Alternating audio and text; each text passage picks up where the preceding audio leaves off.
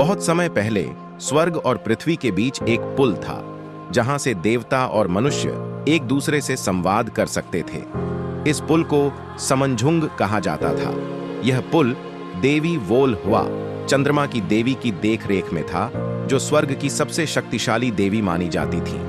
स्वर्ग में एक शांतिपूर्ण जीवन था, लेकिन सब कुछ बदल गया जब स्वर्ग के अंदर ही शक्ति की लालसा ने एक विनाशकारी युद्ध को जन्म दिया।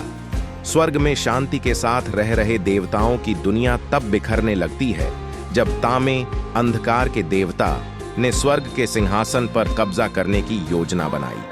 तामे की योजना थी कि वह समंझुंग के पुल के माध्यम से अंधकार की ताकतों को स्वर्ग में बुलाकर देवताओं को हराए और स्वर्ग का शासक बने। देवताओं के बीच भय और अशांति फैल गई। तब चंद्रमा की देवी वोल हुआ और सूर्य की राजकुमारी आहरी ने तामे का मुकाबला करने का निर्णय लिया, लेकिन वे जानती थीं कि अकेले यह युद्ध जीतना असंभव है। उन्हें एक योद्धा की आवश्यकता थी जो पृथ्वी से आए और देवताओं की रक्षा कर सके। यही समय था जब एक साधारण मनुष्य मुंजो का चयन किया गया। मुंजो एक साधारण गांव का लड़का था, लेकिन उसके अंदर प्राचीन शक्ति छुपी हुई थी। वोल हुआ ने मुंजो को स्वर्ग बुलाया और उसे बताया कि वह देवताओं का अंतिम योद्धा होगा।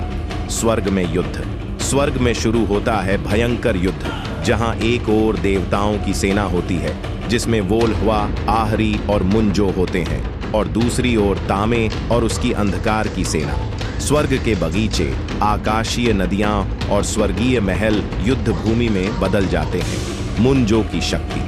युद्ध के दौरान मुंजो को पता चलता है कि वह केवल एक साधारण योद्धा नहीं है, बल्कि वह सूर्य और चंद्रमा की शक्ति को एक साथ धारण करने वाला है। उसकी इस शक्ति के कारण वह तामे को चुनौती देने में सक्षम हो जाता है।